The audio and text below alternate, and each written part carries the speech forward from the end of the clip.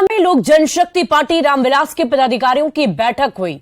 बैठक में गठबंधन पर फैसला लेने के लिए अधिकृत कर दिया गया, लेकिन सियासी गलियारे में गठबंधन से ज्यादा चर्चा इस बात की हो रही है कि क्या चिराग पासवान मोदी मंत्रिमंडल में मंत्री बनेंगे।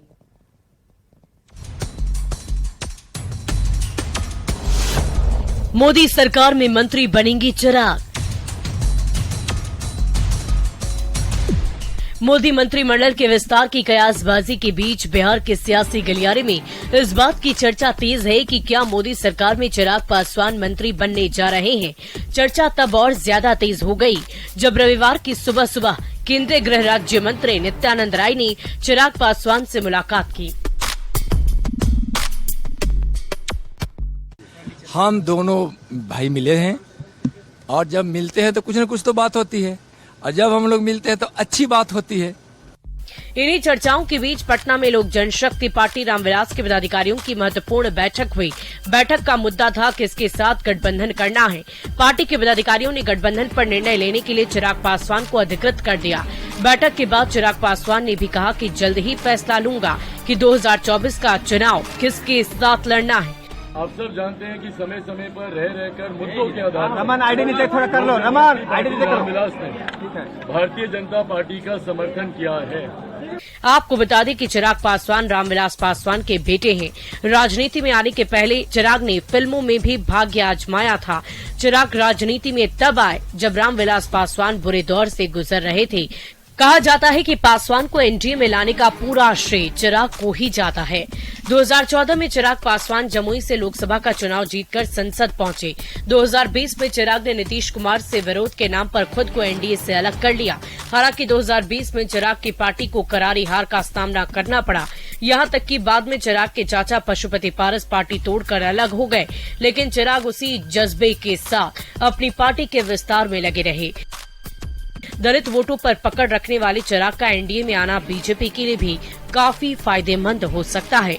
न्यूज़ 18 के लिए पटना से विनीता मिश्रा और संजय कुमार की रिपोर्ट। और एनडीए में शामिल होने और केंद्र सरकार में मंत्री बनने के सवाल पर चिराग पासवान ने कहा है कि उनकी प्राथमिकता लोकसभा और विधानसभा चुनाव है और गठबंधन पर जल्द ही फैसला लिया जाएगा, लेकिन अभी कुछ भी कहना उचित नहीं होगा। चिराग पासवान से बातचीत की है न्यूज़ 18 संवाददाता अमितेश कुमार ने। बात करते हैं एलजेपी रामविलास के राष्ट्रीय अध्यक्ष चिराग पासवान से। चिराग जी, आज केंद्रीय गृह राज्य मंत्री नित्यानंद राय से आपकी मुलाकात हुई। आपकी पार्टी की भी अलग से बैठक हुई पटना में। उसके बाद चर्चा इस बात की है कि एनडीए में जल्द आप शामिल होने वाले हैं।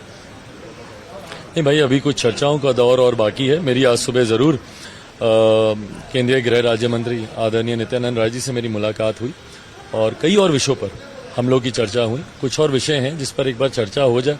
देखिए, अभी गठबंधन के भीतर जब तक चर्चा चल रही है, कुछ भी बाहर कहना गठबंधन धर्म की मर्यादा को तोड़ना होगा। तो एक बार जब तक गठबंधन के भीतर तमाम चर्चाएं, तमाम सहमति नहीं हो जाए, कुछ भी अभी कहना उचित नहीं रहेगा। आपके बारे में कहा जाता है, आपने खुद भी बोला है, राम के हनुमान आप हैं, नरेंद्र मोदी के हनुमान आप हैं।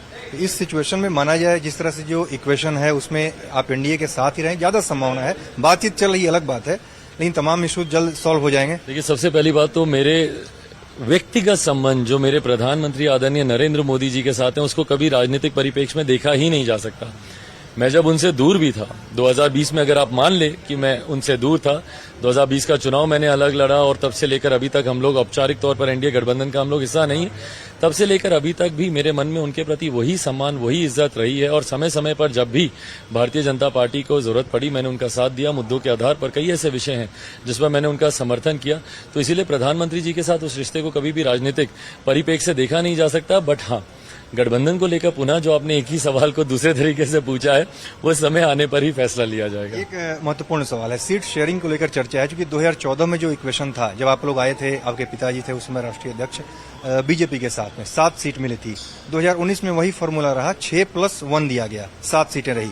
2024 की जब बात करें तो उसमें आपकी पार्टी में 2 गुट हो चुके हैं, 2 फाड़ हो गया है। तो उस सिचुएशन में आपकी डिमांड क्या होगी?